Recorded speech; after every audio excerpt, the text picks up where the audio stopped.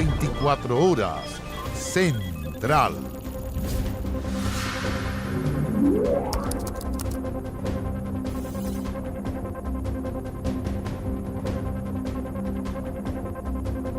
Horas Central.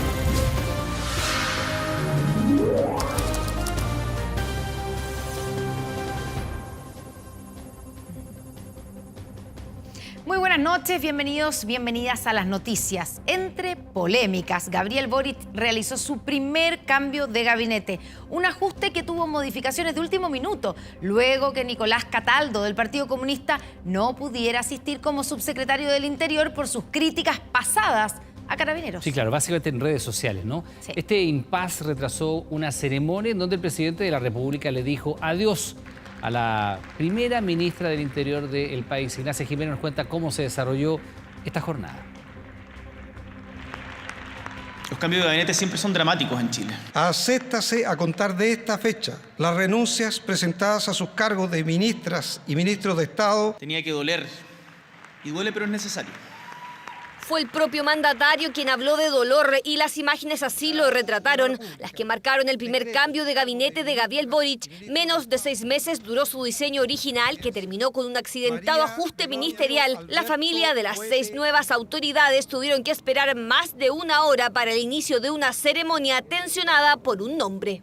Nicolás Cataldo es el nuevo subsecretario de Educación. En poco más de 1 hora, Nicolás Cataldo, según información oficial de La Moneda, salió de esa subsecretaría. Fue designado en la de Interior, decisión que fue cancelada en 95 minutos. Las críticas por polémicos tweets del año 2011 contra Carabineros pudieron más y obligaron al gobierno a retroceder. Todo provocó que Manuel Monsalve, que sería ascendido a ministro de las Express, se mantuviera como subsecretario del Interior, cargo que lo obligó a liderar la ceremonia de cambio de gabinete. Nómbrase a contar de esta fecha como ministra del Interior y Seguridad Pública a doña Carolina Montserrat Toá Morales. Recepción afectuosa del presidente para la segunda ministra del Interior de su gobierno, hija del jefe de gabinete de Salvador Allende y cercana al mandatario en el último periodo. Reemplazará a Isquia Siches, una de las autoridades más cuestionadas del primer equipo de ministros, quien no pudo contener las lágrimas tras el anuncio que decretó su salida del gobierno. Junto al equipo que está trabajando ya desde el inicio del gobierno, toda la energía, todo el esfuerzo, todas nuestras capacidades para responderle a esas chilenas y chilenos que esperan de nosotros mejorías en su vida cotidiana. Creo que Carolina Toá es una tremenda mujer.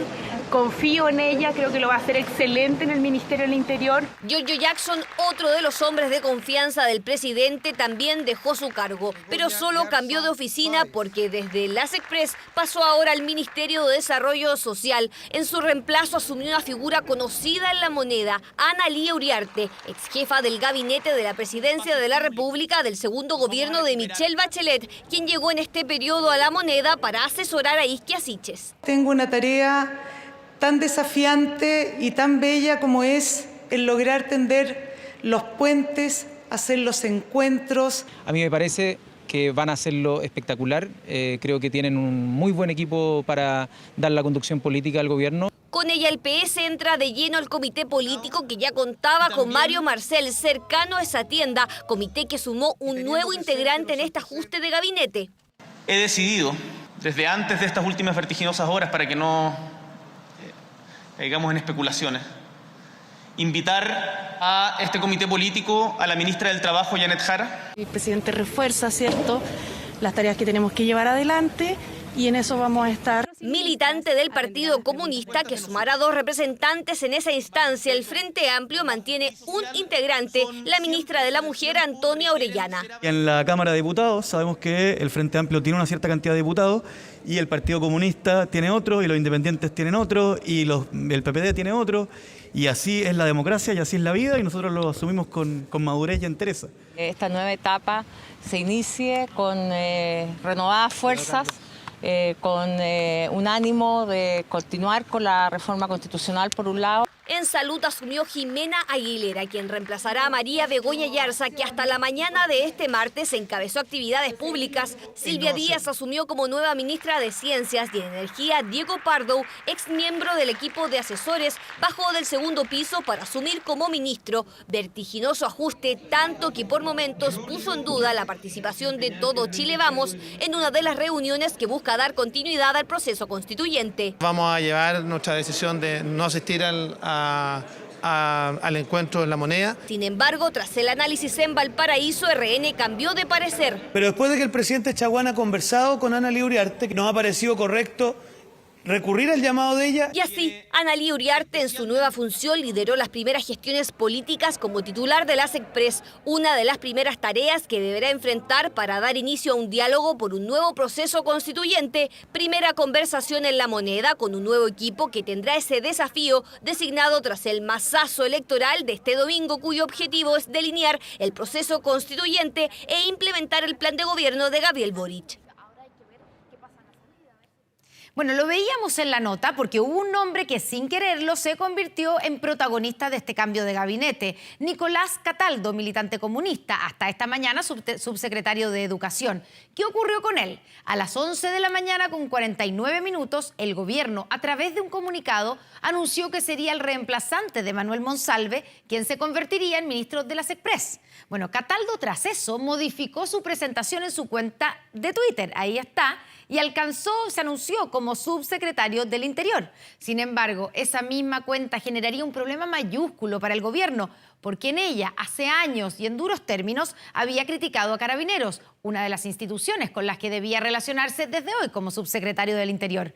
Los mensajes comenzaron a circular, las críticas no cesaron y en poco más de una hora el Ejecutivo tuvo que retroceder. Ahí está el cambio. La propia cuenta de Twitter fue testigo de eso. Cataldo borró de ella su nueva función.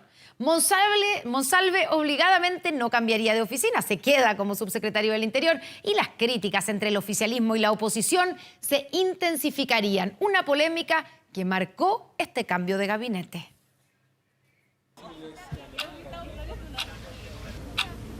11:49 de la mañana y el esperado cambio de gabinete tenía su primer confirmado. Nicolás Cataldo, de 38 años, dejaba la subsecretaría de Educación y asumía como subsecretario del Interior. Su designación en cosa de minutos se transformó en polémica. Tuiteos de hace más de una década salieron a flote y sus feroces críticas a Carabineros enardecieron los ánimos. Los pacos se pasaron de los límites de la represión. Carabineros torturadores como los peores tiempos de la dictadura. En las marchas, carabineros infiltrados, en el Senado, fachos designados. Los encapuchados, mezcla de cabros desorientados, lumpenaje e infiltrados de pacos. El reloj corría en contra para el profesor de Historia y militante del Partido Comunista, quien estaría a cargo de la ceremonia del cambio de gabinete en La Moneda. Era nombrado tras su designación persona non grata en el Congreso por parte de la oposición. En la bancada de la UDI no solo lo vamos a declarar persona non grata, no solo es una afrenta a Carabineros, a la Policía de Investigaciones, sino que es una burla a las millones de personas que viven en la macrozona sur. Hay un anticomunismo gigantesco porque no ha dictado, supuestamente Cataldo, no ha dictado ningún decreto, no ha tomado ninguna decisión ni una orden y ya está profundamente cancelado. Sigue siendo muy difícil la relación con el gobierno en la medida en que insista con subsecretarios a cargo de las fuerzas policiales que no tienen ningún aprecio con las policías de Chile. Solamente lo cavernario y el desate en el que están, que pretendan pautear además al presidente de la República, es absoluto y totalmente inaceptable. Críticas por el nombramiento de Cataldo en un puesto clave, ser parte de las negociaciones por la prórroga del estado de excepción, monitorear la situación en las macrozonas norte y sur, combatir la delincuencia en alza y principalmente reemplazar a Manuel Monsalve, respetado transversalmente como subsecretario. Por lo tanto, lo que pedimos es que en la Subsecretaría del Interior haya alguien como Manuel Monsalve, alguien que entiende que el orden público es una prioridad. El eco de la polémica retumbó desde Valparaíso hasta Santiago. Los minutos se hicieron más largos. Hubo movimiento en La Moneda y también en redes sociales. Cataldo, que había ratificado su cargo en Twitter, lo borró a los minutos y de paso eliminó cualquier rastro de sus dichos contra una institución con la que tendría fluida relación en Interior. Bueno, todo hace pensar que hay una decisión algo improvisada, ¿no? Y desprolija porque no se habían revisado los antecedentes. Más allá de la militancia política, ¿no? Él estaba cumpliendo un rol como subsecretario en la cartera de Educación y de repente, ¿no es cierto?, se le desplaza a Interior. Eso es lo que hace pensar que fue una decisión que se tomó durante la mañana. Una rocambolesca cronología que terminó como empezó. Cataldo, que asumió un cargo y se despidió de 2 en 1 hora y 35 minutos, nunca más apareció. El cambio de gabinete, que estaba pactado al mediodía, se estiró hasta las 13:30 horas y fue la presencia de Manuel Monsalve como maestro de ceremonia lo que confirmó que seguía como subsecretario del Interior. Pasó lo que ocurre siempre, que los presidentes tienen la última palabra y hoy día lo que ocurrió es que el presidente en uso de su facultad hizo nombramiento de nuevos ministros y decidió mantenerme en la Secretaría del Interior. Eso es lo que ocurrió. Un nombramiento que provocó que la oposición pusiera en duda su presencia en la reunión de esta tarde con el presidente Boric, aunque la rápida reacción significó que representantes de Chile Vamos finalmente llegaran a La Moneda. Nicolás Cataldo, que fue nombrado subsecretario del Interior pero no ejerció, es parte de un grupo de autoridades que duraron muy poco en su puesto. 72 horas estuvo Fernando Echeverría como ministro de Energía en el primer gobierno de Piñera. Mauricio Rojas duró 4 días como ministro de las Culturas en el segundo periodo también de Piñera. Ninguno como este profesor de Valparaíso, que estuvo 95 minutos en su nuevo cargo y generó la gran polémica en el primer cambio de gabinete del gobierno del presidente Boric.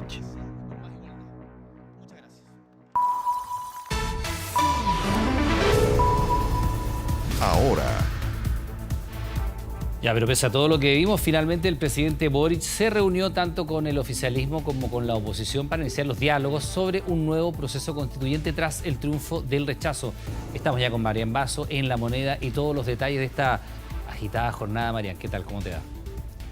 Hola, muy buenas noches, ¿cómo están? Sí, durante esta tarde hubo incertidumbre por algunos momentos respecto de los dichos del presidente de Renovación Nacional, Francisco Chaguán, quien señalaba que no iban a asistir a esta reunión al Palacio de la Moneda que fue convocada por el presidente de la República, Gabriel Boric, el día domingo, tras conocerse estos resultados del plebiscito donde ganó el rechazo por amplia mayoría al apruebo. Sin embargo, eso finalmente se echó pie atrás y los partidos de Chile Vamos llegaron a las 5 de la tarde acá al Palacio de la Moneda. Sus presidentes, Francisco Chaguán por parte de Renovación Nacional, Javier Macaya por parte de la UDI y Luz Poblete por Evópoli llegaron al Palacio de la Moneda para asistir a esta cita donde también estaban presentes los presidentes y presidentas de los partidos de las dos coaliciones de gobierno del oficialismo. Reunión liderada por el presidente de la República, donde también estuvo presente el presidente del Senado, Álvaro Elizalde, también el presidente de la Cámara de Diputados y Diputadas, Raúl Soto, justamente para abordar este itinerario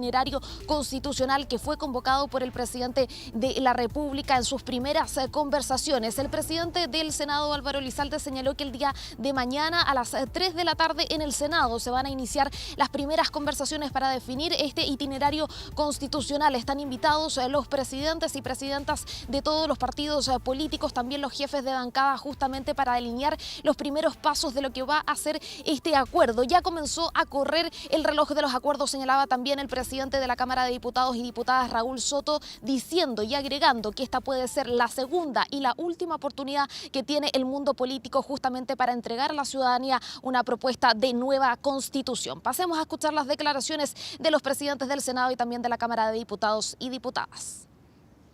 Hemos resuelto ponerle fecha para que en el Congreso Nacional se establezca un itinerario y un camino para avanzar hacia el anhelo de una constitución nacida en democracia. En ese contexto, mañana a las 3 de la tarde, en el Senado se va a realizar la primera reunión. Y creo que hemos asumido todos hoy día la responsabilidad política del momento histórico que nos toca conducir para efectivamente dar certidumbre al país y para hacer un buen proceso, para no farrearnos esta segunda oportunidad que probablemente va a ser la última. Si hubo un punto en común entre todos los timoneles de los distintos partidos políticos, tanto de la oposición como del oficialismo, es que las conversaciones van a tener sede política en el Congreso Nacional, ahí en el Parlamento, en donde se va a fraguar este acuerdo por la nueva Constitución, donde se van a realizar entonces las distintas conversaciones, negociaciones de aquí en adelante. Lo señalaron también por parte de los distintos partidos políticos, que el presidente de la República, Gabriel Boric, en esta reunión dejó claro que él no va a ser el protagonista protagonista ni va a liderar este proceso constitucional, sino que va a apoyar estas conversaciones. Tal como lo dijo el día domingo, tras conocerse los resultados del plebiscito, va a ser facilitador y no el protagonista de este proceso constitucional. Desde el oficialismo señalaron que esta reunión no hubo recriminaciones ni desde ese sector hacia la oposición, mientras que de la oposición señalaron que pusieron posturas sobre la mesa justamente para asistir a esta reunión. Por ejemplo, una de ellas señalaron que tuvieron una reunión privada con el presidente de la República tras esta cita con todos los partidos políticos, en donde se le solicitó al Ejecutivo que se ocuparan de los problemas más urgentes de la gente, por ejemplo, la seguridad, y que el tema constitucional no fuera lo más importante, el protagonismo en la agenda del presidente de la República en los próximos meses. Escuchemos también las declaraciones de los presidentes y presidentas de los partidos políticos tras esta reunión. No se generó ninguna recriminación, al contrario, la disposición de estar en esta mesa, de conversar y de trabajar por el interés superior de Chile. Así lo expresó el Socialismo Democrático, el Frente Amplio, los presidentes de la UDI, RN, Evópoli, el Partido de la Gente. El gobierno va a estar ayudando en ese proceso y lo dijo muy claramente el presidente, él no pretende protagonizar este acuerdo, esto es lo que corresponde al Congreso Nacional. No puede ser partisano y no puede ser pensando en el corto plazo. Nosotros originalmente le dijimos al presidente que era importante definir interlocutores, esos interlocutores fueron definidos el día de hoy. Estábamos por una buena y nueva constitución, cuestión que los partidos de Chile Vamos a cumplir.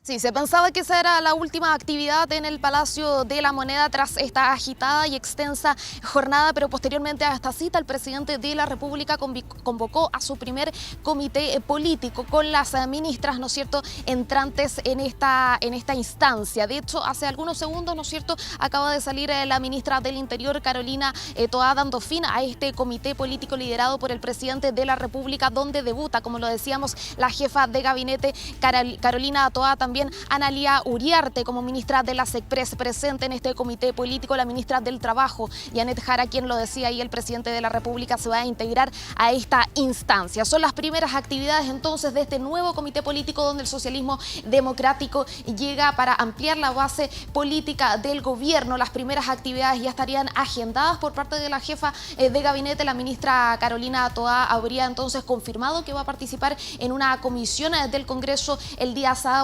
jueves de esta semana, dando inicio así a las actividades ahí propiamente tal de su cargo.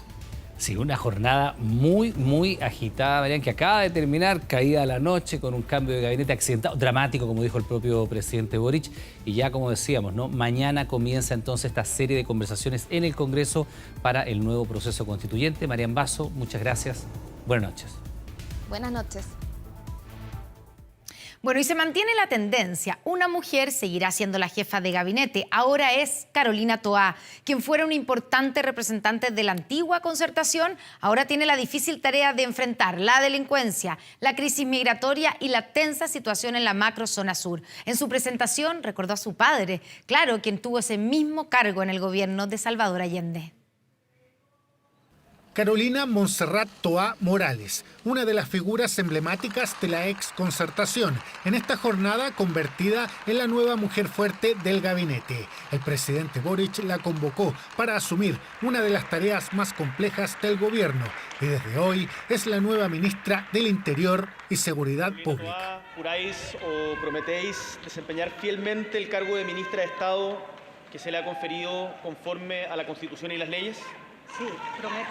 Una promesa, una firma y un estrecho abrazo con el presidente de la República. Uno de los momentos que marcó esta ceremonia, no solo porque será la segunda ministra del Interior de la historia, también porque reemplaza a Ixchia Siches, una de las figuras emblemáticas de la etapa que hoy concluyó el gobierno.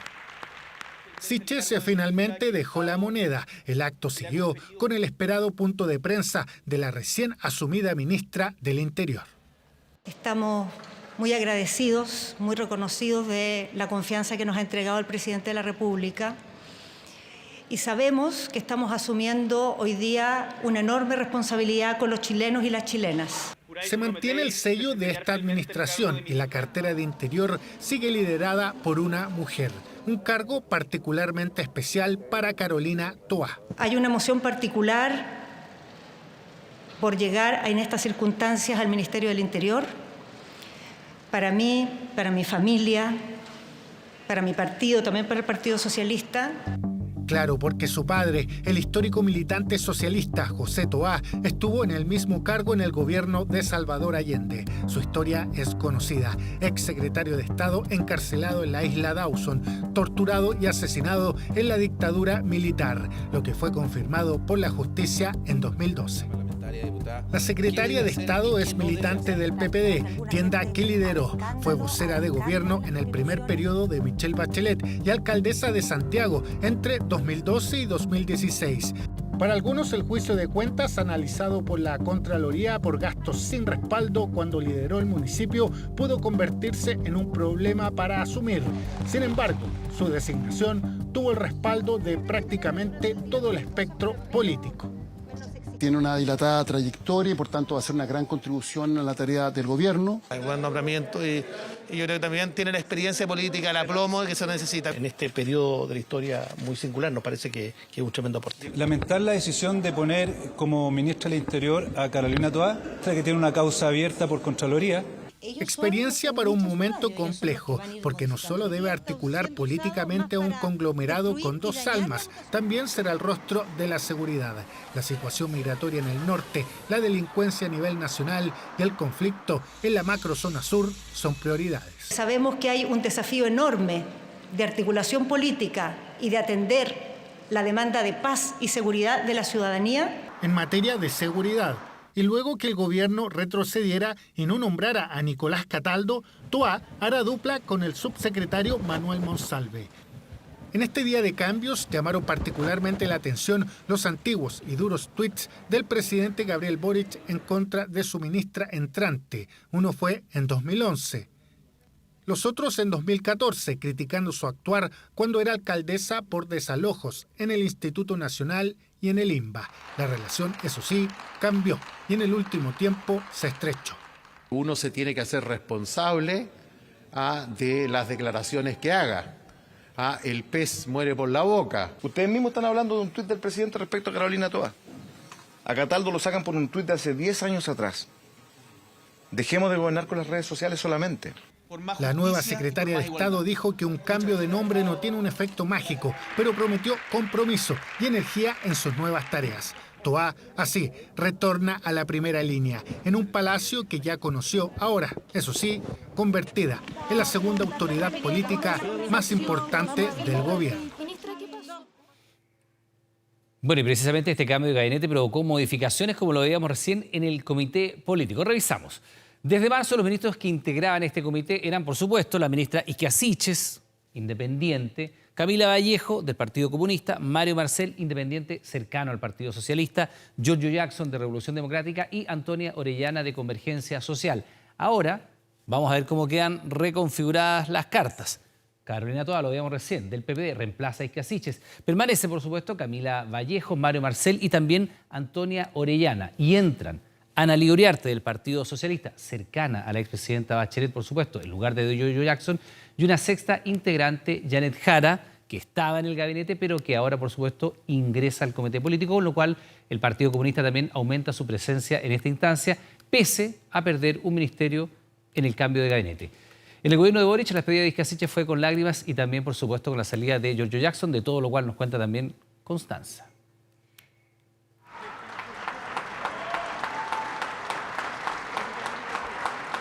El abrazo que marcó el término de una etapa, de un primer tiempo, como lo definió el gobierno, que finaliza con un ajuste que incluye la salida de Isquia Siches del Ministerio del Interior. Un cargo complejo, simbólico, porque fue la primera mujer en la historia que lo ocupó. Compañera de campaña del mandatario, clave en la segunda vuelta presidencial. Por eso sus lágrimas también afectaron al mandatario. Es quizás, creo que no tengo por qué esconderlo, uno de los momentos más difíciles políticamente que me ha tocado enfrentar. Cambios que tocaron el corazón político del gobierno, aquel que aglutina al círculo de hierro del presidente. Figuras de su plena confianza que a 179 días de asumir debieron responder a un nuevo diseño que rebaraja las fuerzas en el comité político e inclinan la balanza hacia el socialismo democrático. Con esta decisión, que es muy fuerte desde el punto de vista de dar un giro en su gobierno, incorpora una plataforma de apoyo para ir y llegar de mejor manera a la necesidad de los chilenos. Quiere decir que los últimos 30 años no eran tan terribles para el presidente Boric y de alguna manera tiene un gabinete hoy día más moderado. Gabinete que hasta este martes lideró Isquia Siches, una de las figuras políticas antes de asumir mejor evaluadas del equipo, popularidad que fue descendiendo tras diversas polémicas que marcaron su salida. A 72 horas de asumir una visita fallida a Temucuicui marcaron el inicio de una compleja administración.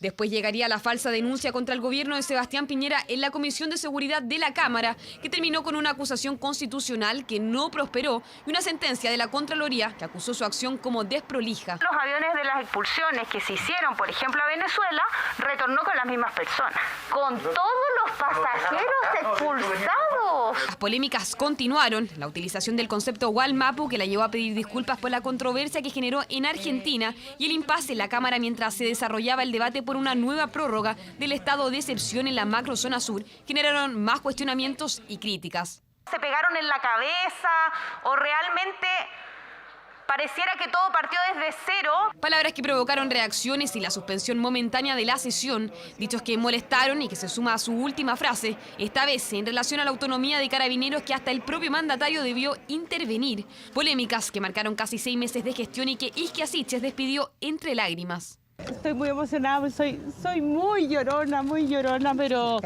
creo que el presidente nuevamente tenía una gran visión de consolidar un equipo que viene con nuevos bríos, lo que necesita el país en este momento.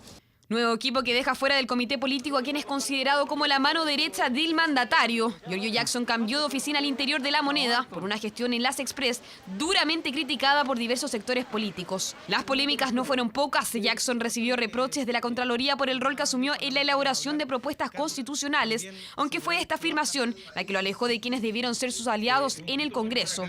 Nuestra escala de valores y principios en torno a la política no solo dista de, obviamente, el gobierno anterior, donde nosotros éramos oposición, sino que creo que frente a una generación que nos antecedió.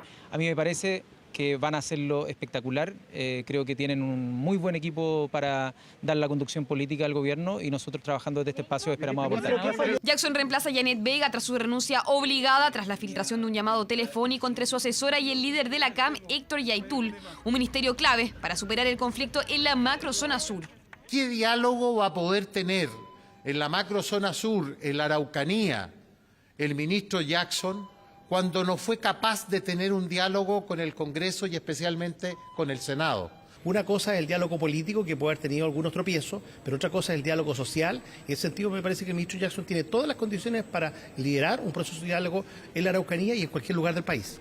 Cambio en el corazón del gobierno hasta donde llega Analía Uriarte como titular de Las Express, quien en un complejo momento de definiciones políticas deberá relacionarse con el Congreso. Nos declaramos profundamente contentos, porque uno se da cuenta cuando alguien tiene la versatilidad, la flexibilidad, la capacidad de ir generando condiciones. Y Analía Uriarte va a encontrar, creo, en el Parlamento y a lo menos en la bancada de la democracia cristiana, la misma actitud de cooperación para sacar adelante los proyectos que le hacen bien al país. Una persona con experiencia y con redes políticas en el Congreso Nacional. Esperamos tener una buena coordinación con ella, por supuesto. Coordinación que ya inició con los partidos. Cambio de gabinete que generó un remesón al interior de La Moneda en un comité político que se despide de su diseño original para dar paso a otros rostros que por ahora aseguran mayor experiencia.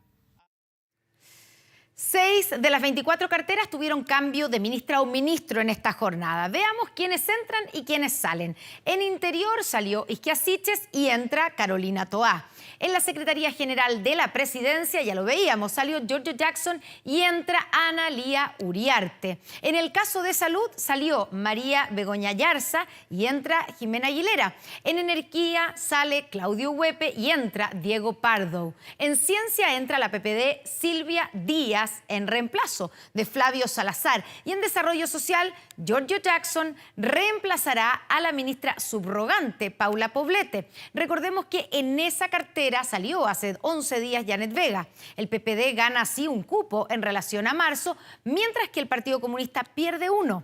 ¿Qué pasa con las mujeres? Subieron su representación, ahora el gabinete está compuesto por 15 de ellas y 9 hombres. Ahora, si hablamos de la duración de los ministros del Interior al comienzo de cada gobierno desde el regreso a la democracia, tenemos lo siguiente. Los récords están liderados por estos exministros. José Miguel Insulza, que duró 5 años y 2 meses de los 6 años de gobierno de Ricardo Lagos, y Enrique Kraus, que estuvo en el cargo los 4 años del gobierno de Patricio Aylwin, entre 1990 y 1994.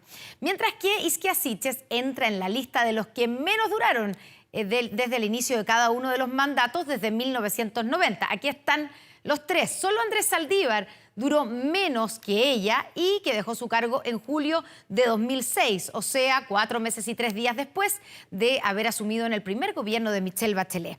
Isquia Siches duró 5 meses y 26 días, mientras que el tercero en este grupo es Germán Correa, con solo 6 meses y 9 días al inicio del gobierno de Eduardo Frei Ruiz-Tagle.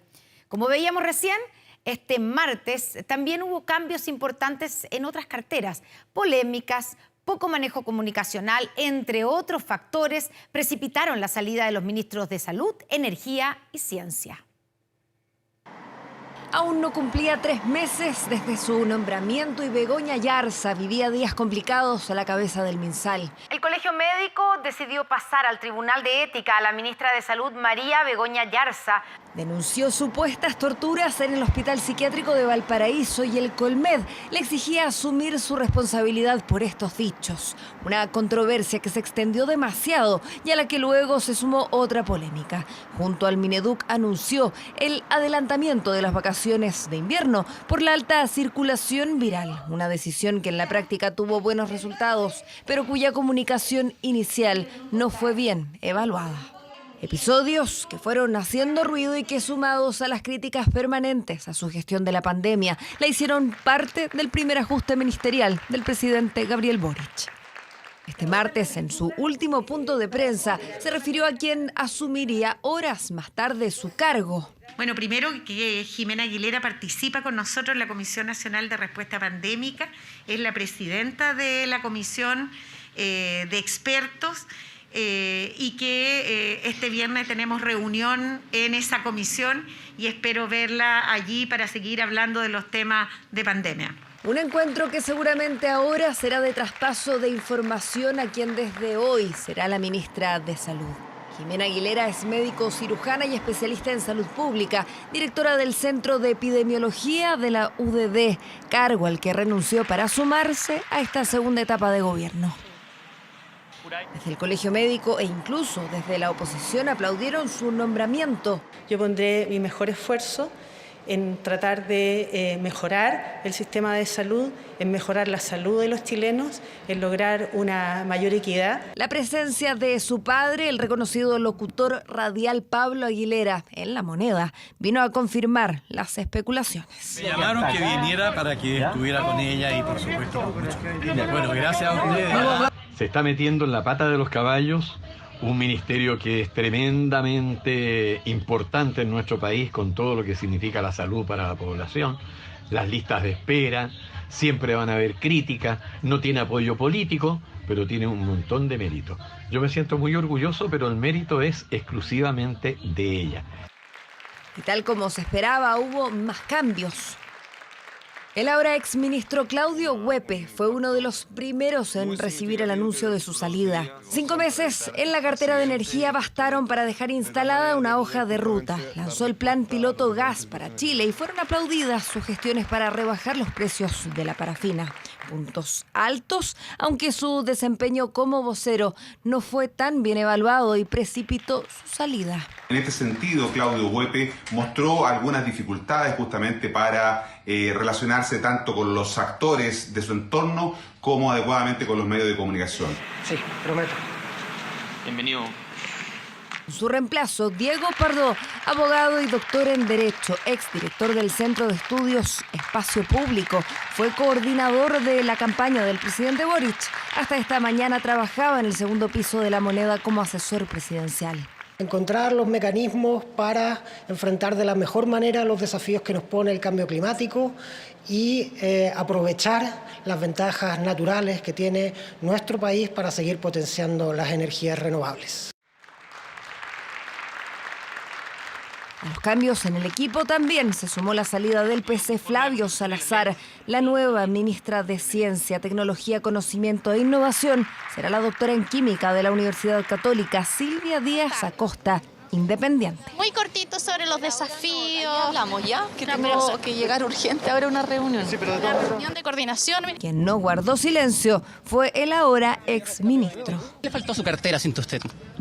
No, eso lo va a tener que jugar el presidente, deberían preguntarle a ellos o preguntarle a mis colegas, a los científicos de la universidad. Yo no puedo decir eso, pero que hice todo mi esfuerzo y di todo de mí, eso se los puedo asegurar. Nuevas personalidades que tendrán un rol fundamental en lo sucesivo del mandato del presidente Gabriel Boric y llevar a cabo reformas cruciales, como por ejemplo el avance a un sistema universal de salud, así como otros de los proyectos anunciados en el plan de gobierno.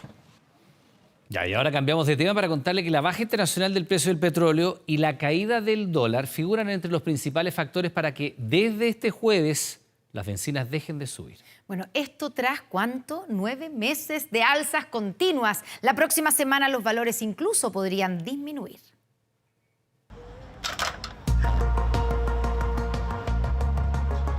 Ha sido una constante durante el último año. El precio de las bencinas se ha transformado en un dolor de cabeza para millones de chilenos. Son 54 semanas al hilo de alzas, donde la gasolina de 93 octanos pasó de 918 a 1.325 pesos. En el caso de la bencina de 97, pasó de 974 a 1.367 pesos.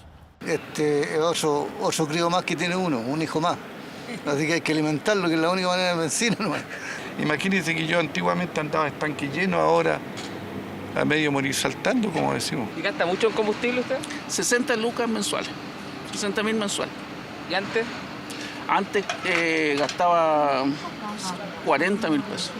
Es que llenar un estanque de 30 litros pasó de 27.000 pesos a casi 40.000 en el último año. La buena noticia es que podría haber un cambio en la tendencia que confirmó el propio ministro de Hacienda. Esta semana, como producto de la evolución de los precios internacionales de los combustibles y el comportamiento del tipo de cambio, el precio de los combustibles no va a subir. Y es altamente probable que a la semana siguiente tengamos la primera caída de precios de los combustibles en más de 9 meses desde que estos comenzaron a subir. La baja internacional del petróleo, los menores costos de los fletes y la caída del dólar son las 3 razones que explican este giro en la tendencia. Aquello ajustó los parámetros de funcionamiento del MEPCO y es altamente probable tener un congelamiento en los precios esta semana y una baja durante la próxima. Lo más probable es que la gasolina 93 no tenga cambios. La gasolina 97 está bastante en el límite y por lo tanto va a depender de lo que pase con el tipo de cambio. Las proyecciones nosotros teníamos que si las condiciones eran iguales, esto iba a ser en octubre, pero se está adelantando con el comportamiento del mercado. Y eso incrementa la probabilidad de que en las siguientes semanas podamos empezar a ver algunas caídas. Una noticia que esperan con ansias los automovilistas. Algunos, en todo caso, quedaron con gusto poco. No creo que haya demasiada diferencia entre lo que se mantenga y lo que baje. Para el costo que tiene hoy en día, es carísimo igual. Ayuda bastante y es muy buena noticia, sí. Sobre todo para los trabajadores. Es bueno porque por ser ahora está 1.260 la que puse yo y que baje un poco está bien. Buena noticia que podría ratificar este miércoles la Empresa Nacional del Petróleo cuando entregue su informe semanal de precios. Atención con estas imágenes. Así fue el rescate que realizó Carabineros de una niña de apenas 5 años. Mire, la historia es la siguiente. Su madre dijo que fueron atacadas por un grupo de personas en Plaza de Armas de Santiago y que después se llevaron a la niña contra su voluntad hasta la Comuna de Independencia. ¿Quién te trajo? No tenía ninguna cuerda A pesar del tenso momento en este operativo, el tono debía ser de lo más amigable posible. Carabineros interactuaba con una niña de tan solo 5 años. Ya, venga para allá. Ya, vamos a ver la mamita. Según la investigación, esta pequeña fue secuestrada por un grupo de 4 personas quienes también abordaron a su madre. La introducen a un vehículo del cual se desconocen hasta esta hora características especiales y la trasladan desde el sector céntrico, específicamente desde la Plaza de Armas hasta la Comuna de Independencia, el lugar en el cual la abandonan. La mujer hizo inmediatamente la denuncia. El primer objetivo de la policía era encontrar a la niña, quien logró encender el teléfono de su madre que estaba en una mochila. Esto permitió activar el sistema GPS, por lo que Carabineros llegó a la dirección que arrojaba el celular. Más de 3 horas se mantuvo la pequeña en esta casa. La niña estaba llorando ahí mucho rato, yo ahora llorando y decía que la mami no estaba, que se había ido. ¿Estaba encerrada ella, ¿sí? Sí, estaba encerradita la niña. ¿Pedía ayuda? Sí, pedía ayuda. Yo cuando la vi yo no sabía de quién es esa niña. Yo me fui a verla porque estaba solita, pero más no sé. Estaba sola, la estaban llamando por teléfono, le decíamos que conteste el celular y ella no quería contestar y después ella llamó. Ella contestó y después al rato llegó Carabineros. Ahí está tu hija. La niña fue rescatada sin ningún tipo de lesiones. Así fue el reencuentro con su madre.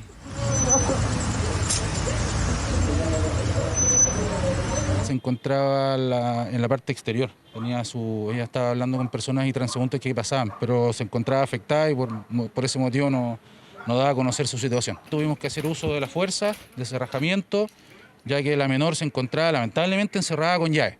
Se encontraba con llave encerrada y la menor se encontraba sin alimentos, sin ninguna custodia de gente adulta. El operativo se realizó en esta casa tipo Cité en la comuna de Independencia. La policía busca entrevistar al dueño o arrendatarios de la propiedad para llegar a los presuntos secuestradores, aunque la madre de la niña conoce a los atacantes, según informó en su declaración.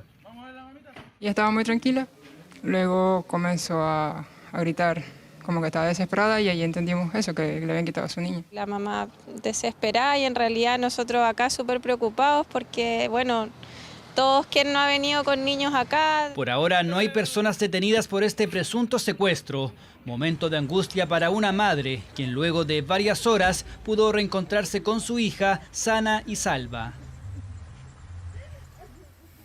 Tras el fallo de la Corte Suprema que dejó sin efecto las alzas en los planes de las ISAPRES, la Superintendencia de Salud informó los mecanismos por los cuales estas entidades deben reintegrar los fondos ya cobrados a sus afiliados. ¿Y sabes si en los últimos 3 meses tu ISAPRE aumentó el precio de tu plan? Sí. Lo subieron el plan. Con toda seguridad, siendo ISAPRE, me lo tiene que haber subido. Sí, bastante. Están harto jodidos, te diré. Sí. ¿Y qué hizo al respecto? Bueno, vine a ver qué podíamos hacer y contraté un abogado en realidad. Un tema que rara vez pasa desapercibido. El alza del precio del plan. Este año las ISAPRES subieron en un 7,6%, el tope máximo permitido por ley para este periodo. Sus afiliados reaccionaron. No me salí. O sea, ellos me ofrecieron un plan alternativo y yo tomé ese plan. O sea, reclamar ante la Corte Suprema las instancias legales para no permitir el alza. Pero tras un fallo de la Corte Suprema, estas alzas quedaron sin efecto y la Superintendencia de Salud ya explicitó los mecanismos por los cuales las ISAPRES deberán reintegrar estos fondos. La devolución de la diferencia del alza del plan se hará vía excedentes. Los cobrados en el mes de junio estarán de vuelta en la cuenta de los afiliados en octubre y así sucesivamente con los meses de julio y agosto. ¿Usted no usará estos excedentes? De ser así, podrá solicitar la devolución en enero del próximo año. Las ISAPRES tienen que disponibilizar en las cuentas individuales los montos de las diferencias de lo alzado, o sea, el 7,6 respectivo. ¿Qué ocurrirá en el caso de quienes se cambiaron de plan? Va a bastar solamente la simple petición de la persona para materializar dicho cambio. Esa petición puede ser mediante un correo electrónico, alguna carta. Situación a la que la ISAPRE no tendrá cómo negarse. Incluso si el plan original no está vigente, la aseguradora deberá ofrecerlo nuevamente a su afiliado. Otro camino que han tomado algunos tras el alza del plan fue renunciar a su ISAPRE.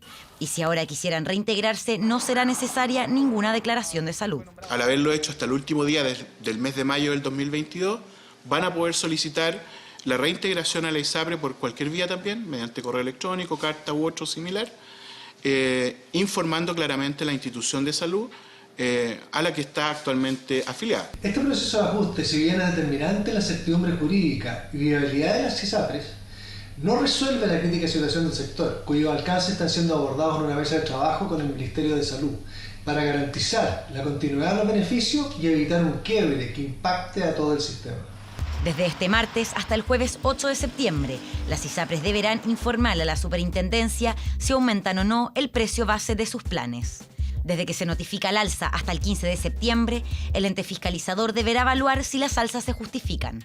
Si esta se aprueba, las ISAPRES tendrán 10 días corridos para notificarle al usuario. Y entre el 25 de septiembre y el 5 de octubre, los afiliados podrán oponerse al alza, cambiar el plan o desafiliarse de la ISAPRE.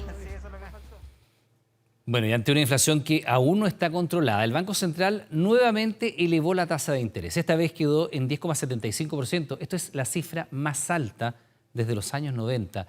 Una medida que tiene resultados negativos, pero también positivos para los chilenos. ¿Cuáles son? Lo vemos en el siguiente informe.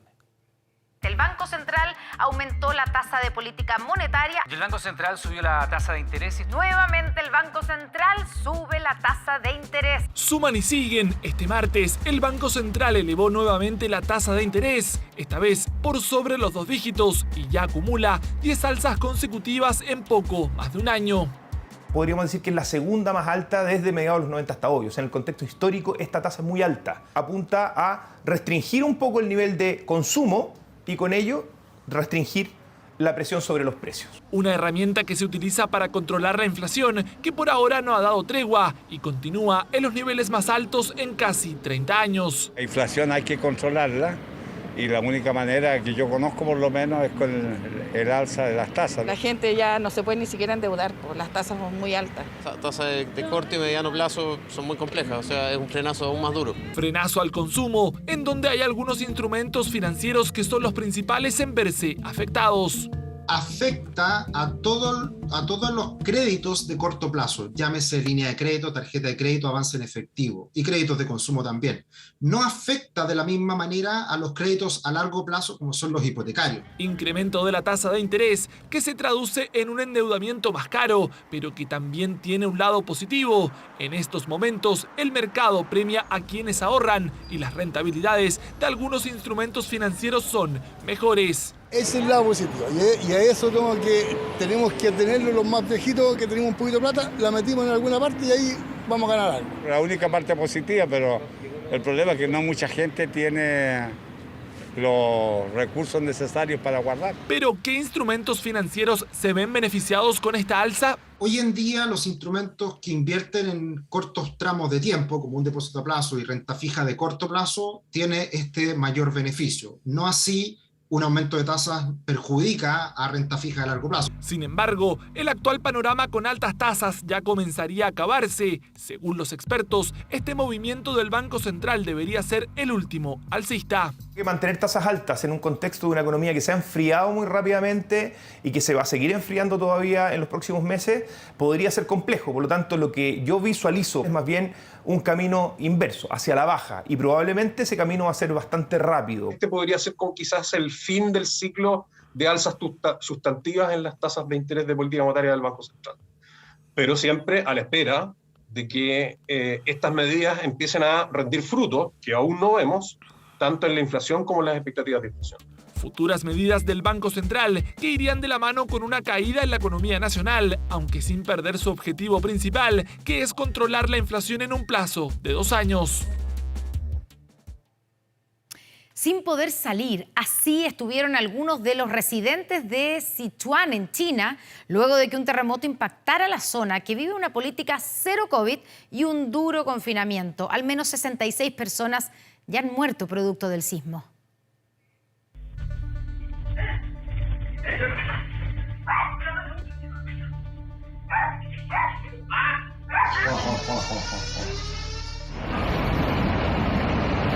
Registros que reflejan el terror y desesperación tras el terremoto magnitud 6,8 en China.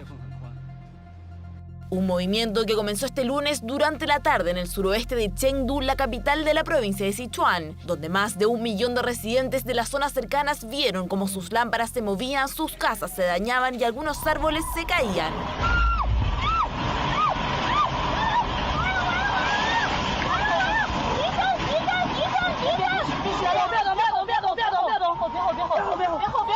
embargo, hay un hecho que agravó la situación vivida en Sichuan y enciende el debate mundial. También trabajaremos en el reasentamiento de las personas, el trabajo de la salud y la prevención de epidemias. Porque hasta 21 millones de residentes de la provincia se encuentran actualmente bajo un estricto bloqueo por la política de cero COVID, un plan que en este caso generó bastante caos.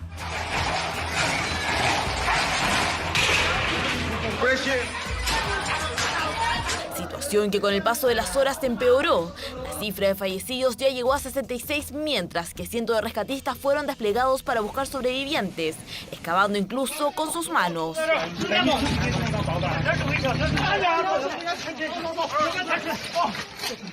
Medios locales aseguran que al menos 10 personas aún se encuentran desaparecidas y más de 200 se encuentran heridas. En cuanto a las edificaciones, 243 casas se derrumbaron y más de 13.000 sufrieron daños.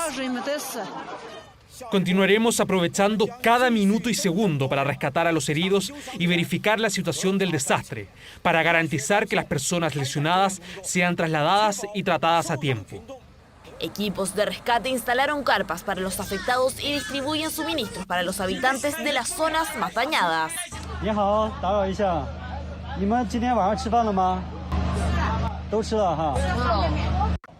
Precisamente dentro de los suministros distribuidos, los más comunes son fideos y agua embotellada, pero fuera de la tarea de rescate hay registros que generan bastante curiosidad. Como es el caso de este abuelo que, pese a la preocupación de su nieto y el fuerte movimiento, no quería salir del sillón. O este ladrón que se encontraba dentro de un domicilio hasta que comienza el terremoto y para su sorpresa llega el dueño del hogar. Y la rápida reacción de estas profesoras para socorrer a sus alumnos. La provincia de Sichuan se había visto enfrentada a una situación aún peor que esta en 2008, cuando enfrentó un catastrófico terremoto magnitud 8 que dejó más de 90.000 fallecidos.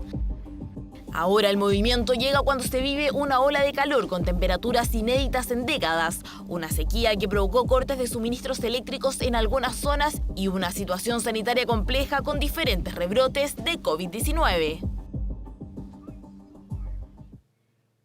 Y acá en nuestro país, un joven de 25 años permanece en riesgo vital al recibir un disparo por evitar un robo de celulares en el Parque Almagro a un grupo de jóvenes. Vecinos aseguran que en este sector los asaltos se han vuelto algo común. No sé si decir que mi hermano fue un héroe o que fue un estúpido en intentar evitar un asalto.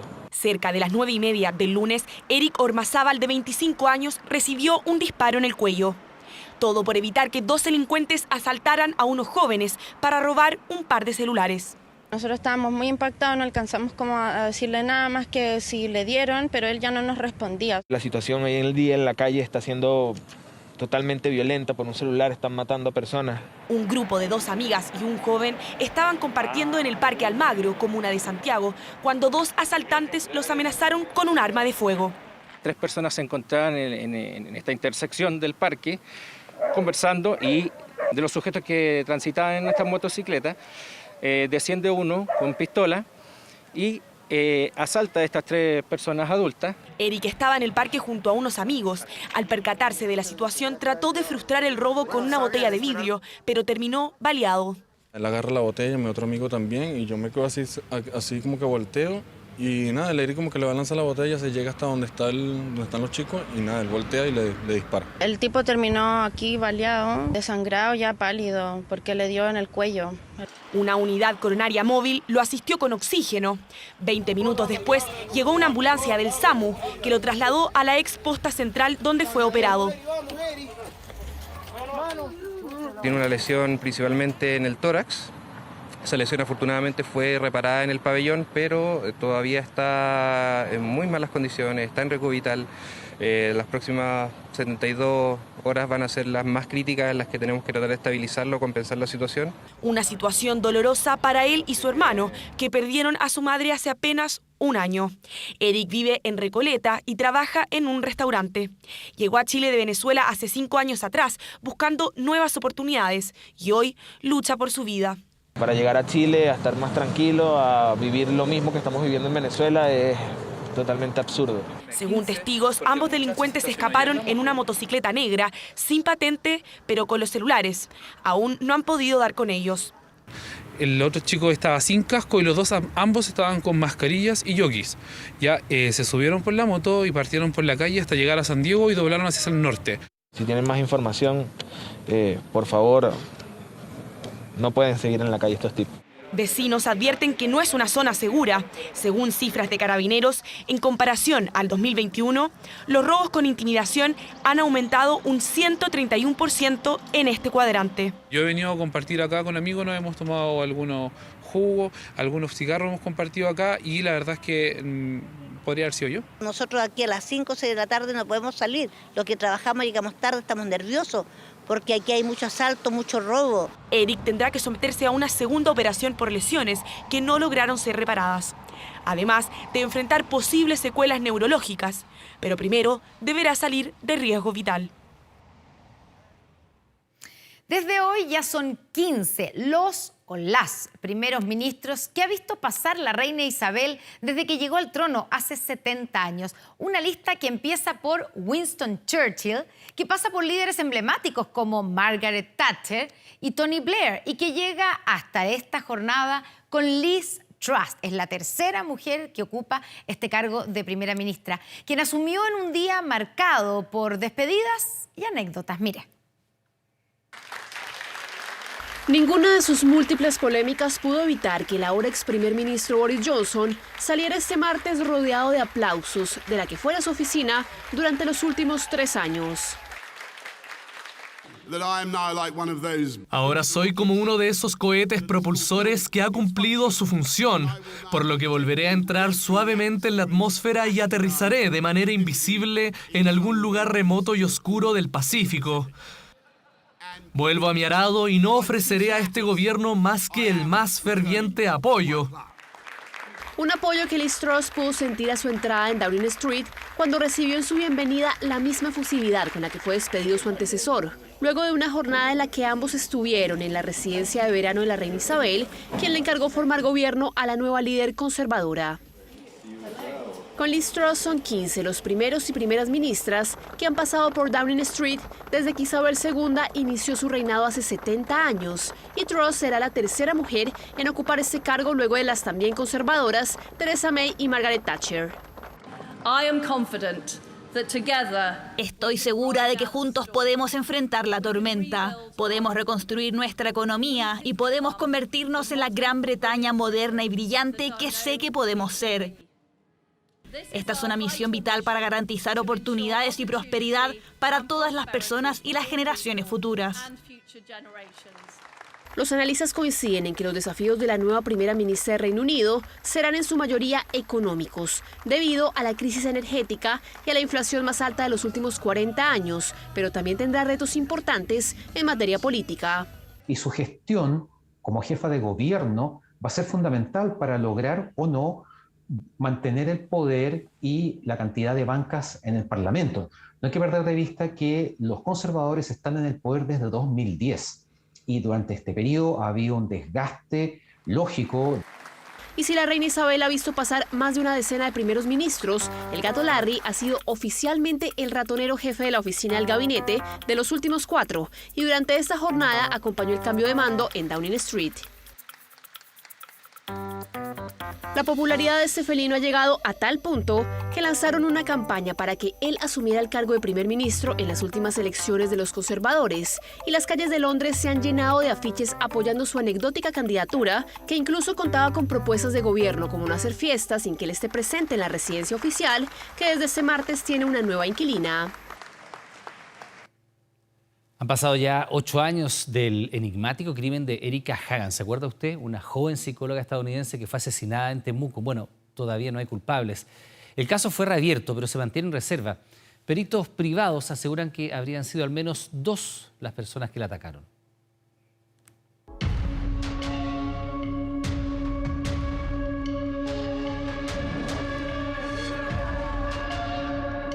8 años han pasado y hasta hoy quién o quiénes están detrás de su asesinato sigue siendo un misterio.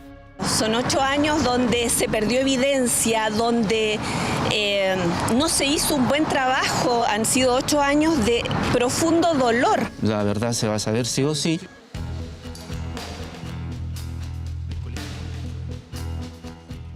Septiembre del 2014 y la noticia conmocionaba a Temuco. Erika Hagen, psicóloga estadounidense de 22 años, será encontrada muerta al interior del Colegio Bautista. Muere producto de golpes, un traumatismo encefalocraneano complicado. No existiendo señales de fuerza en el ingreso a la vivienda. Fue brutalmente golpeada y sumergida en una tina con agua caliente en este departamento donde intentaron quemar evidencia. Los testigos dijeron no haber visto nada extraño, excepto él. Domingo Cofré trabajaba como rondín esa noche. Lo único que sé es que había una persona dentro del departamento que sí me contestó, que sí me habló. Más tarde su ADN en la supuesta arma homicida, además de otras pruebas, los indicaban como responsable para la fiscalía, pero ninguna fue concluyente. Así, el único imputado, 8 meses después, fue absuelto de todo cargo. Desde un principio yo dije que he sido inocente. Sé que no hice nada. Otros 4 sospechosos fueron sobreseídos, dejando abierta la interrogante, para la que peritos privados contratados por el colegio dicen tener la respuesta que la justicia no ha logrado. Que la mataron terceras personas, a lo menos 2.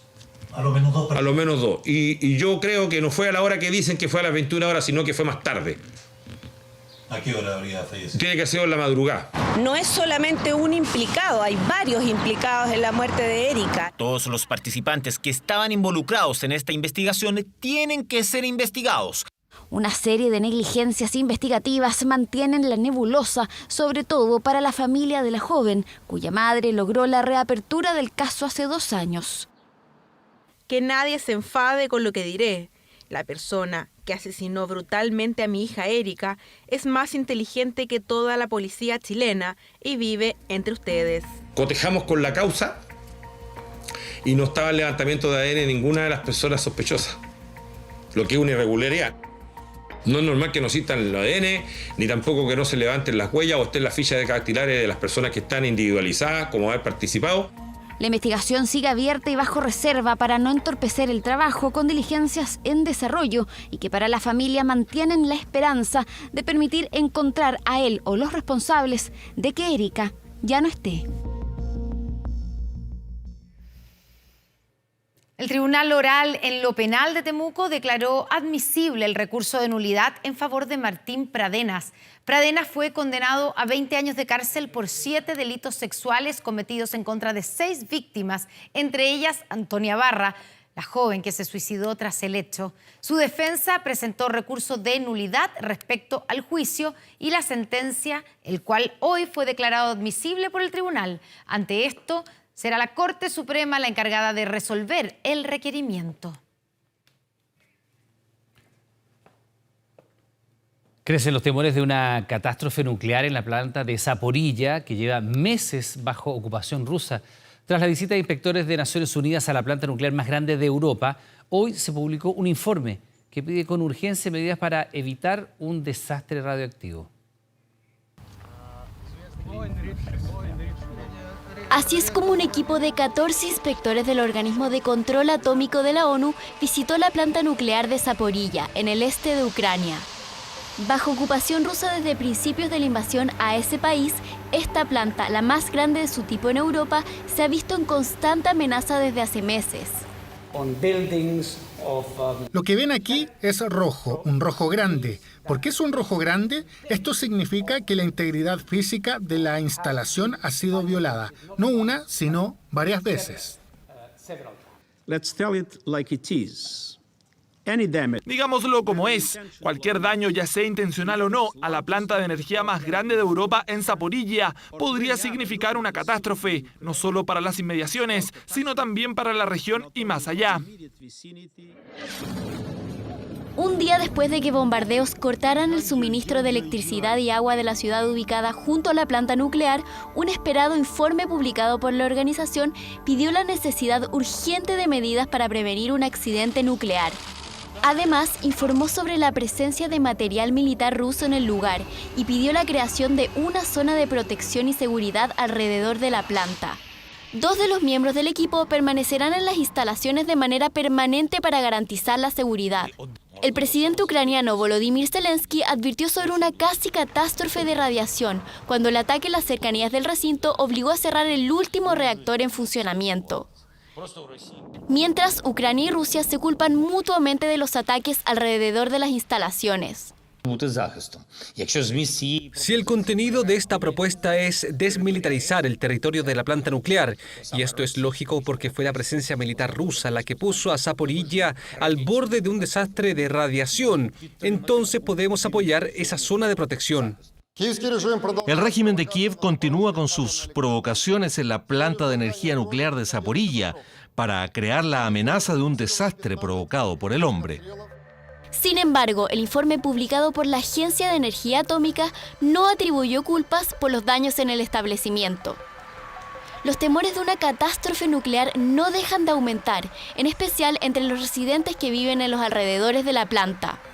Por eso, las autoridades de Zaporilla han puesto a su disposición pastillas de yodo en caso de que deban enfrentarse a una nube radiactiva, que podría propagarse a los países vecinos.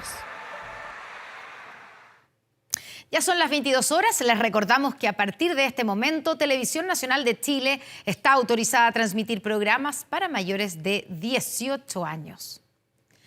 Un grave conflicto inmobiliario se vive en Punta de Tralca, donde 3 vecinos fueron detenidos tras intentar evitar el cierre perimetral de un terreno. Fue el resultado de un controvertido proyecto que, según ambientalistas, estaría emplazado en un lugar de alto valor arqueológico y de biodiversidad.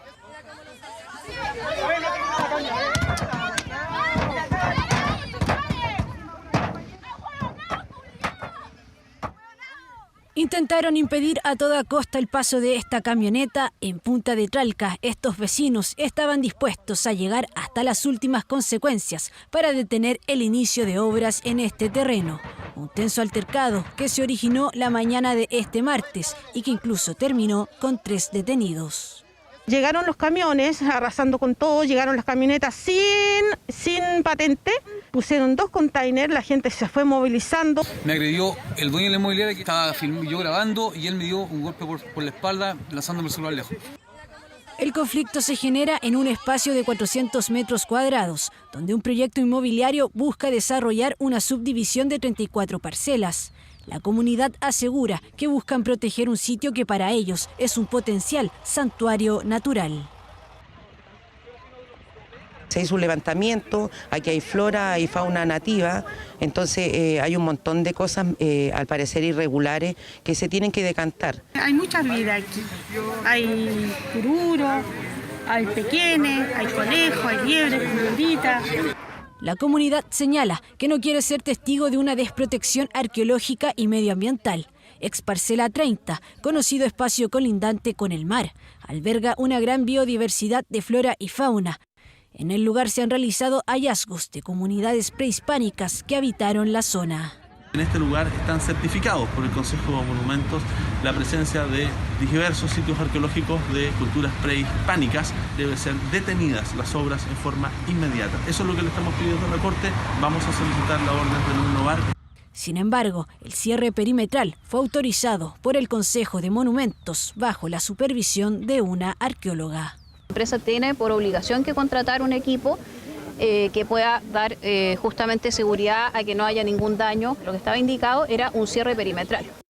La empresa aludida señala que la subdivisión del terreno se encuentra aprobada desde el 2021. Un certificado de la Dirección de Obras Municipal indica que la propiedad está ubicada en una zona urbana, lo que permite el uso de suelo para la construcción de equipamiento comunal y vecinal.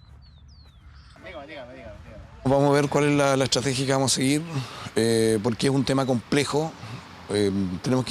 Queremos replantear la estrategia. No descarto también un acercamiento con los vecinos. Un terreno que permanece vigilado por estos vecinos, protagonistas de estos registros, quienes demuestran su oposición a un proyecto inmobiliario que por ahora en documentos está autorizado. Y comenzó el juicio en contra del único acusado por uno de los 6 incendios que afectaron el edificio de una caja de compensación en pleno centro de Concepción en medio del estallido social. El Ministerio Público pide penas que van desde los 300 días hasta los 10 años de cárcel. Es un recuerdo de angustia y temor para María Luisa y su familia. Abrían la ventana de su departamento y este era el panorama. Era el primer incendio al edificio de la Caja de Compensación Los Andes, el primero de muchos. Y daba justo a mi living. Entonces teníamos el miedo que se nos quebrara el vidrio y empezara el incendio por las cortinas y todo eso. Las cámaras de seguridad del segundo piso del edificio revelaron lo que había pasado. Gabriel Proboste Orias, en ese momento de 26 años, prendió fuego a esa parte del inmueble, algo que su defensa no discute. Sí, que ese haya sido el origen del incendio. Mi representado habría tenido participación en los hechos ocurridos en el segundo piso. Lo que ocurrió en el primer piso debe ser resuelto en la Fiscalía acreditar. Este martes partió el juicio en su contra. En este juicio se han ofrecido 29 testigos y peritos por los intervinientes, Ministerio Público y Defensa. Por los hechos del 25 de octubre enfrenta cargos por incendio, desórdenes públicos e infracción a la Ley de Seguridad del Estado. Por estos hechos se están solicitando 10 años y un día. 17 días después, testigos y cámaras se lo sitúan forzando el acceso de la Secretaría Regional Ministerial de Educación del Biobío. Si bien siguió su camino, otros aprovecharon eso para quemar el inmueble. En ese caso estamos solicitando 5 años porque está invocada también la Ley de Seguridad del Estado. Al ser detenido tenía en su poder productos relacionados a saqueos ocurridos en locales del centro de Concepción, por lo que deberá responder también por receptación. El edificio de la Caja de Compensación está así, desde el estallido social. Acá nosotros hemos visto como 2 remodelaciones completas del edificio. Entonces, esta primera vez que es por hechos más que nada no estéticos, sino que por alguna manifestación que se realizó. Es un edificio icónico y que prestaba servicio a toda la comunidad. Aquí se desarrollaban muchas actividades culturales, la Sala Andes específicamente me refiero. De los 6 incendios que afectaron el edificio de la Caja de Compensación Los Andes en pleno centro de Concepción, este es el único donde hubo un detenido y fue llevado a juicio. Para María Luisa, más que pedir penas, le importa que no vuelvan a amenazar a los suyos. Que no se vuelva a repetir porque, como le digo, nosotros aquí sufrimos un montón. Serán al menos 18 jornadas de audiencia en un juicio ante el Tribunal Oral de Concepción. Y una mujer denuncia que fue víctima de una turba la noche del plebiscito en Plaza Italia. Asegura que decenas de encapuchados la atacaron con piedras y palos mientras circulaba junto a sus hijas. Celedonia dice que pretendía ir a dejar a sus hijas a casa, pero como había desvíos de tránsito se vio obligada a pasar por la plaza y se encontró con una turba de manifestantes que arrojó una gran cantidad de piedras, botellas y objetos contundentes que destrozaron los vidrios y la carrocería de su auto. Incluso pudo grabar algunos segundos desde el vehículo. Hizo la denuncia en Carabineros, constató lesiones. Además, lamenta el daño en su camioneta que había comprado hace menos de un año. Me tuve que detener un poco para no atropellarlos. Dentro de esos había, ahí se aprovecharon más en golpearme por todos lados el vehículo y la verdad que en ese momento pensé que iba a perder la vida y de mis hijas. Ya, una mala noticia para las fanáticas porque un día antes de concretarse el regreso de Justin Bieber a Chile, el artista canceló su show de este miércoles en el Estadio Nacional. Bueno, ¿qué pasó? Problemas de salud que arrastra desde hace meses lo obligaron a detener una gira que ya tenía decenas de fanáticos esperando en las puertas del Coliseo en Ñuñoa. Con la emoción a flor de piel reaccionaron los Believers. Me vine ayer, como a las 2 de la tarde llegué, era el número 31, en la fila para poder entrar. Nos fuimos a bañar y vimos la noticia. Ahí echa un mar de lágrimas. Lo especulaban, lo sentían, pero obviamente nadie quiere dar crédito a un rumor así, tan funesto y desolador. Al principio no lo quería como que creer porque igual como primero estaban saliendo como noticias falsas. No sabía cómo reaccionar y al rato después como que ya me la haría llorar. En 2017, la tercera y última vez que Justin Bieber estuvo en Chile, causó sensación y el análisis de sus seguidores ya hablaba de un artista más maduro. Antes era muy chico, era como escuchar a un niñito chico. Es un hombre. Pero hoy las y los Believers de Justin Bieber debieron asumir a 24 horas de su concierto en Chile que el artista sencillamente canceló la presentación. Pésimo, porque recién había aterrizado mi avión acá en Santiago, cuando me llegó la noticia de que se había cancelado. Motivos personales del artista, señaló un comunicado de la productora, al que le siguió a rato después uno del propio Justin, sincerando que se tomará un descanso de las giras por el momento, que estará bien, pero que necesita tiempo para mejorar. Es realmente una situación indeseable y es muy triste que un artista no empatice con sus fans y no haya avisado antes. Pero nada, nosotros somos un intermediario entre el fan y el artista y es una decisión unilateral que toma el artista. Y es que el mismo Bieber, el 11 de junio, ya había revelado íntimamente a sus 240 millones de seguidores en Instagram padecer lo que se conoce como el síndrome de Ramsay-Hunt, una parálisis facial. Toda esta parte de mi cara está totalmente paralizada. Es una infección por el virus del herpes zóster del nervio facial, de manera que todos los músculos de la mitad del nervio facial afectado quedan sin movilidad.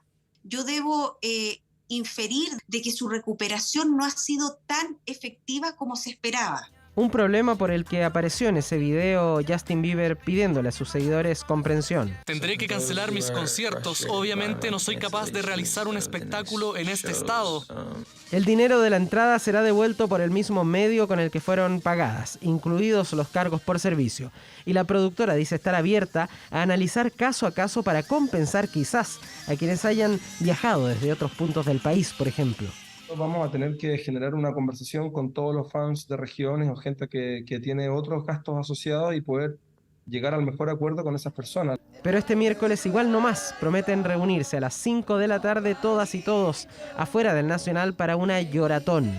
Porque nadie devuelve los pasajes, la espera o la ilusión de quienes estuvieron a un tris de encontrarse con Justin Bieber aquí en casa, hasta que el propio artista dijo otra cosa. Y sorry, no habrá concierto. Ya volvemos con 24 Horas Central. Presentamos 24 Horas Deportes. Ya deja de ser un anhelo y pasa a ser una necesidad. Una necesidad, ¿no? Lo que señalaba ayer el presidente Azul Azul respecto al estadio de Universidad de Chile. ¿Es momento de pensar en el estadio? Digo a propósito de lo que está viviendo el cuadro universitario, peleando por no bajar de categoría. Mañana juega una final, 15:30 horas en el estadio Elías Figueroa de Valparaíso. Será local la U enfrentando a Coquimbo Unido. Son 3 puntos de diferencia entre ambos equipos. La U en el antepenúltimo lugar, Coquimbo colista. Y sí, son 3 puntos de diferencia en una final que, de acuerdo a las declaraciones de Clark ayer, una final casi por el título de campeón. No, pero es una final por no irse al descenso. Así vive la previa. Universidad de Chile, pensando en el estadio en un momento crucial, importantísimo, relevante en su historia. Sí, mira. Hablaste del estadio. ¿Es un sueño o es un anhelo de todos los hinchas de la U? Yo creo que ese anhelo histórico ya deja de ser un anhelo y pasa a ser una necesidad. Una necesidad. Reflota un viejo sueño, el anhelo de la casa propia, un proyecto que ha tenido solo buenas intenciones y que una y otra vez ha ilusionado al hincha de Universidad de Chile de tener un estadio para ir a alentar a su equipo. Ahora es el actual presidente de Azul Azul, Michael Clark, que saca el tema al ruedo. Lo primero en la evaluación seria y profesional de un estadio es tener un sedazo, saber cuáles son las condiciones técnicas que tiene que cumplir un terreno para que uno pueda pensar en un estadio. Que cumpla con el plan regulador metropolitano, que cumpla con el plan regulador comunal, que cumpla con lo que dice Conmebol, que cumpla con lo que dice FIFA. Nosotros como club, esa primera etapa ya la tenemos trabajada. Y hoy día estamos en una segunda etapa que es básicamente buscar qué terrenos son técnicamente viables de hacer un estadio. Ahora no encuentran terreno, otra vez. Y ahora vamos con un tema que parece de pronto el cuento del lobo. Vamos a partir por la U, que sigue buscando terreno para construir su estadio. Ese proyecto está congelado. Pero que vamos a cumplir con los plazos que anunciamos. Tenemos los planos, tenemos maquetas. El 2017 sería una muy buena fecha para inaugurar el Estadio Lobo. Desde que llegó Azul Azul a tomar el mando de la U en 2007, el tema del estadio ha sido un foco de polémica, de promesas incumplidas, de mostrar planos y terrenos, pero hasta el 2022 este proyecto no está ni cerca de concretarse. Es lo que todos los hinchas estamos esperando, pero con la campaña que estamos haciendo no da para tener estadio, no da para llenar un estadio tampoco. La verdad el pueblo azul no cree mucho en el cuento. La expectativa es tan baja porque llevan prometiendo lo mismo hace rato, han hecho millones de proyectos, no sale ninguno. Nos han prometido tanto que nos hacemos ilusiones. Entonces te diré que este es un proyecto que no es rápido, es un proyecto que hay que trabajarlo, por lo mismo, porque no es rápido, pero yo creo que hoy día es higiénico. Michael Clark fue el que puso el tema estadio sobre la mesa justo en una semana donde la U se juega gran parte de su tranquilidad en lo que resta de torneo. Así está la tabla de posiciones y este miércoles ante Coquimbo se juega una verdadera final para el cuadro azul. Soy consciente que hemos perdido partidos importantes. Diego López se juega el puesto partido a partido este miércoles, no será la excepción. Sé que estoy en un equipo grande y que el equipo grande depende de resultados. Así transcurren los turbios días azules reflotando el tema estadio y tratando de escapar nuevamente del fantasma del descenso.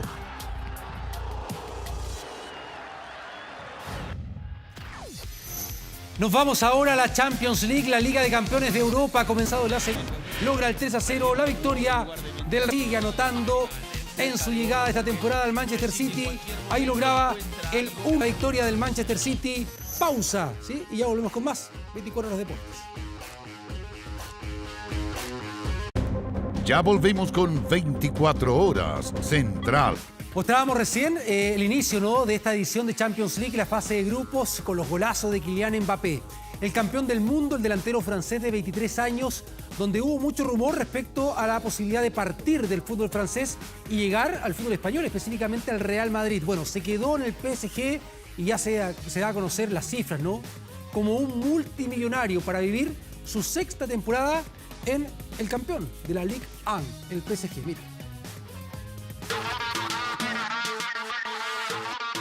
¿Cree Mbappé que algún día podrá jugar en el Real Madrid? Todo apuntaba a que Kylian Mbappé esta temporada saldría del Paris Saint-Germain para aterrizar en España y por fin jugar en su querido Real Madrid. Un rumor que solo quedó en eso. La renovación de su contrato con el PSG sorprendió al planeta fútbol.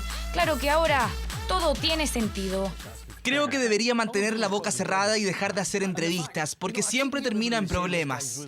El delantero francés, en entrevista con el diario estadounidense The New York Times, reveló el estratosférico contrato que aceptó para quedarse en el PSG.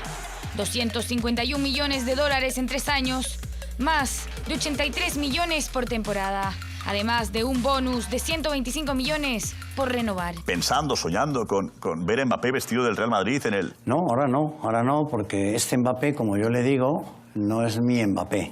Claro que el presidente del club merengue en junio de 2022 ya había dejado claro que no querían a Mbappé en su plantel. Un futbolista tal vez olvidado en Madrid, pero con un sueldo multimillonario en París. Kylian Mbappé permanecerá aquí hasta el 2025. Movedizo brasileño, le empaló para Mbappé, atención de volea.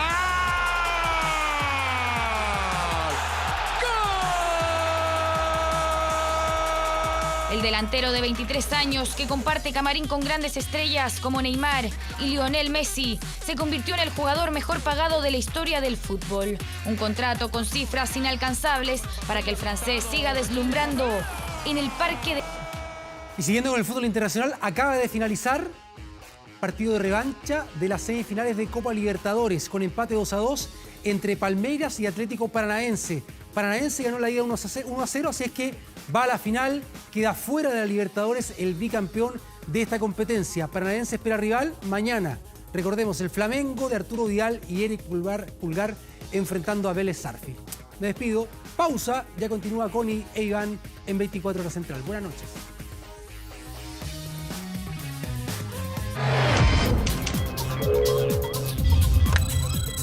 ...24horas.cl. La Superintendencia de Salud dio a conocer este martes el mecanismo por el cual se cumplirá con el fallo de la Corte Suprema que estableció el retorno del dinero por el cobro que se hizo por el alza en los planes de salud de los afiliados. ¿Cómo será y cuáles son las fechas? Revísalo en nuestro portal 24horas.cl.